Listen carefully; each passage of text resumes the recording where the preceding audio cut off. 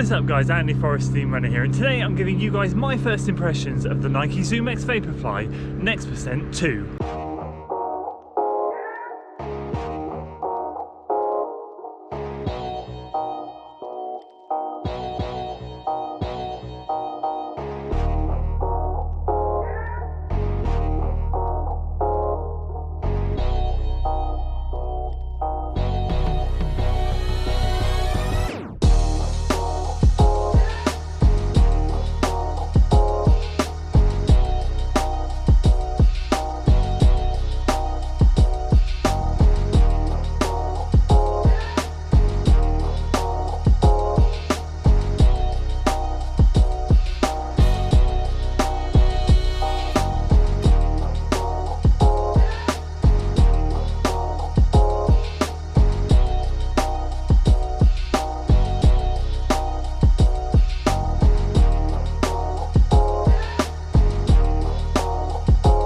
So there we go, 1 hour done and dusted at marathon pace in the Nike ZOOMX Vaporfly NEXT 2. Today I'm going to be giving you guys my first impressions of this new super shoe offering from Nike. Is it better than the version 1? Is it a step up? Certainly the cost is the performance. We're going to be going through everything today, including the technical overview and my thoughts on the first impressions. If you're excited for today's video guys, make sure you give it a like, share it with your friends, subscribe to the channel for weekly running content, and we'll start with the tech.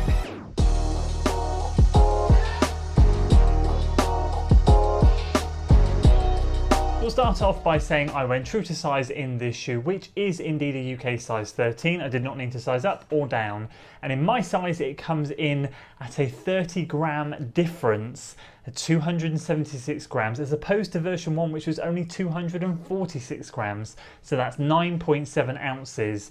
And the stack height in this shoe is 40 millimeters in the heel, 32 millimeters in the forefoot, meaning we have an 8 millimeter heel to toe drop. So as always, we'll kickstart with the heel counter, ankle collar area, and then we'll move down the shoe, lacing upper, midsole, and then move on to the outsole. So this shoe uses a mesh upper, new mesh upper to this shoe in particular. But what you'll notice, I don't know if you can see very well, but you can see straight through this mesh upper. It is super, super thin. But when you get back to the heel counter area, you can't. And just from around here, all the way around here to here, they're using kind of this velvety feeling type of material here, which is, there's a bit of excess around under each ankle bone, a little bit more around the Achilles area, and that also runs on the inside of the shoe. I'm guessing just to add a little bit of comfort. And also we have a little bit of resistance in the heel counter area. Rigidity, lockdown. With these racing shoes, they try and make them as light as possible. So they've got to put kind of something in there really to allow you to get some kind of decent lockdown. That coupled with this bumper padding that goes around the Achilles and just around under the ankle bones, extremely similar to what we saw in version 1, provides a very similar feeling for me anyway when I slip my foot in from version 1 to version 2, albeit the material on the upper feels different, but we'll come to that in the first impressions section.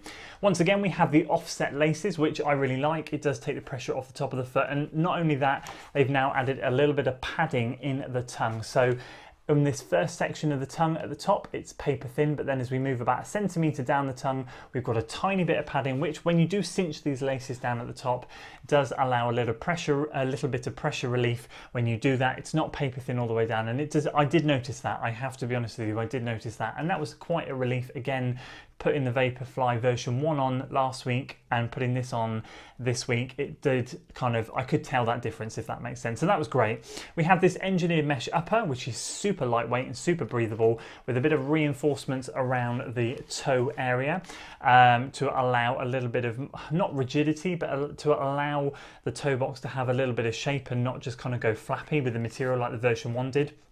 And they have confirmed that they have widened the toe box. I was looking on the Nike website to confirm this. They do state in the details they have a wider toe box area, and then this mesh has been designed to mold and contour to your foot shape. So that's all good. Really enjoyed that section of it. And then of course, nothing new here. We have that ZOOMX foam and the rubber outsole, which we've seen in version 1 with the carbon plate, full length carbon plate, as we've seen running through the shoe. The bottom half of the shoe is literally exactly the same as version 1. It's just the upper that's changed.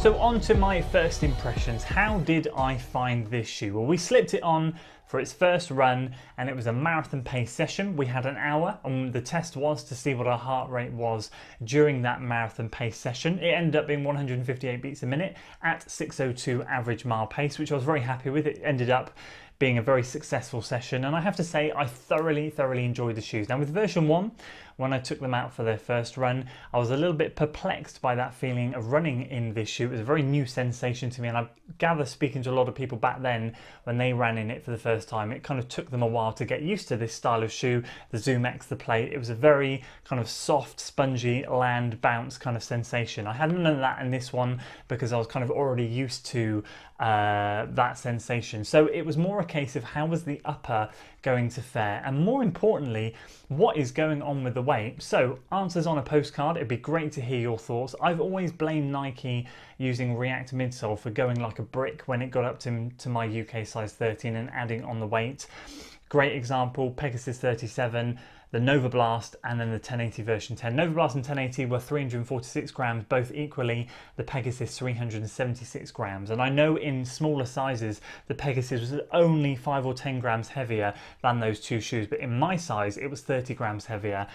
But that clearly doesn't seem to be the case. What is going on in this shoe to make it 30 grams heavier in my size? Now, if you've watched Seth's review, if you've watched anyone else's review, they'll tell you it's a tiny bit heavier, 5 or 10 grams, that's it. Yet in my size, and Ed Buds, great example, he's saying I think it was around 10 grams heavier in a UK size 11. 2 sizes up and it's 30 grams heavier. So I actually have no idea what is making these Nike shoes go so heavy. I might have to retract my statement of it's the React midsole, because if it's happening in this, then I've got absolutely no idea. Having said that, I didn't notice the weight and it didn't play on my mind whatsoever when I was out there running, because I slipped it on and we got running. It was really enjoyable.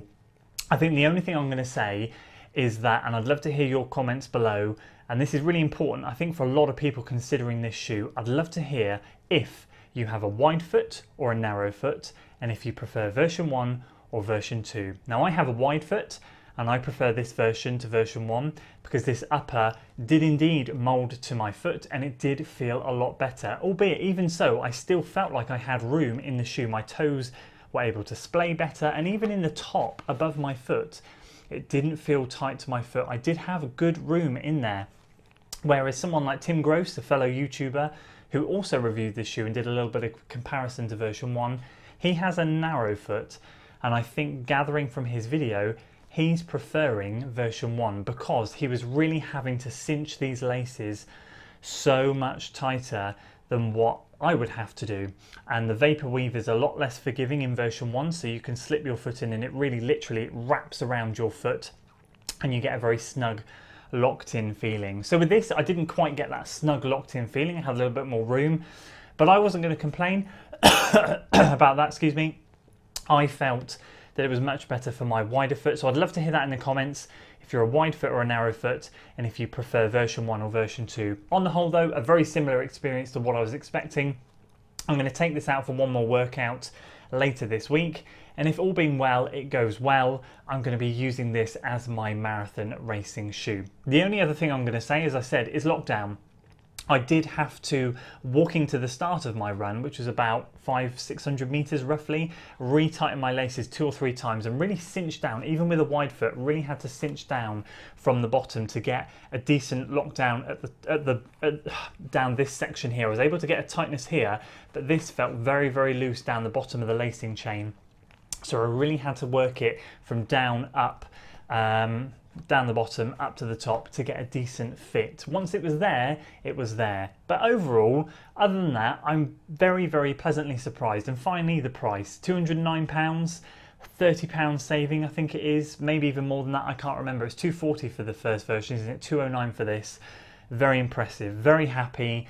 Great move by Nike, brings it much more affordable. You can indeed use birthday discounts and stuff for this shoe. I've seen people getting it for £155, £160, which is absolutely fantastic.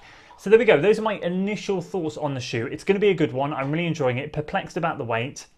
Lockdown is going to take a bit of working out, but once we get that in, it's going to be an absolute gem of a shoe. One more run in it later this week. Stay tuned for my training series episode coming at the end of the week where I'll report back on how it does in that, because again, that's another quick, speedy run.